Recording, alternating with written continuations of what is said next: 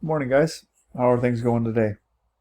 Got a couple of string of sunny days going on here, which is kind of nice.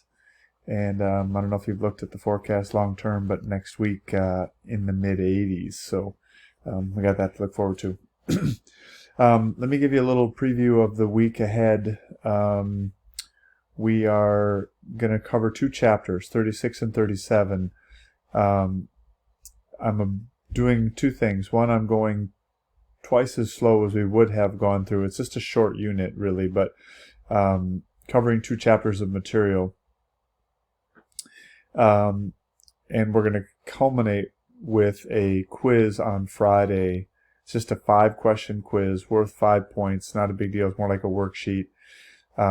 There is a article called the Transformer article that will be coming up later in the week that you need to write a little summary statement or summary paragraph, if you will, about it. So that's coming up as kind of an assessment at the end.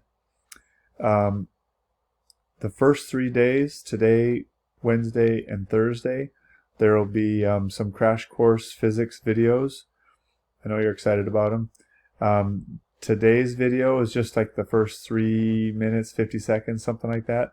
That's all I want you to watch. She gets really technical after that, and it's not needed. Tomorrow's video is only like 2 minutes, first 2 minutes, something like that. And then Thursday's video is the full 9 minutes or whatever, but it's good, and it leads up to some things that are relative to us, some disk drive stuff, and charging cell phones, remote wirelessly, etc., things like that, things that you might be interested in knowing about. So there's just a few concepts really in these two chapters that I really want to highlight.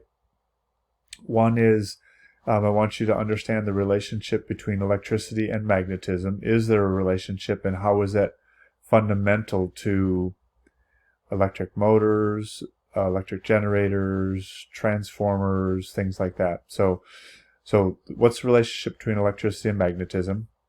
What's the difference? That's number one. Number two, what's the difference between an electric motor and electric generator? And then three, what is the physics behind a transformer? And what are some applications of that physics concept that makes transformers work? What is a transformer? Some of you may not know that yet, and you will. But I'm going to try to highlight just the practical applications, the practical nature of chapters 36 and 37. I'm not going to get super technical. It can get very technical, but we're not going to focus on that.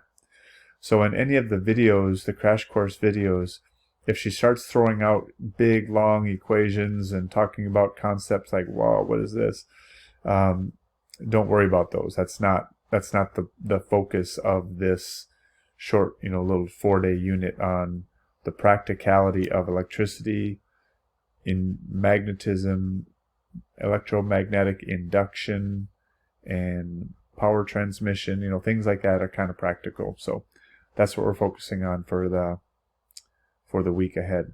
So it'll culminate on Friday with a quiz and an article, and then next week we'll pick up with a short unit on solar in the nice hot days. So I plan on also coming at you Wednesday and Thursday with a little content review video from what you learned. And so today is kind of an intro, get started on the chapter, watch a little video. Homework is lessened from what I normally give, and double the time. So hopefully it should go at a nice pace. But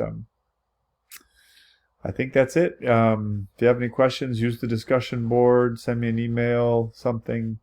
I'm still accepting electric bill assignments for those of you that are holding that off. It's I don't know if you understand, it is in the test category. So not doing the electric bill assignment is like skipping a test, a 30-point test, and just not doing it. It's the same thing. So please do it. It's practical. It's worthwhile. So yeah, and let me know where you're going to college too on that decision day video. All right. Take care. Hope you guys are doing well. Bye. Enjoy the sunshine today.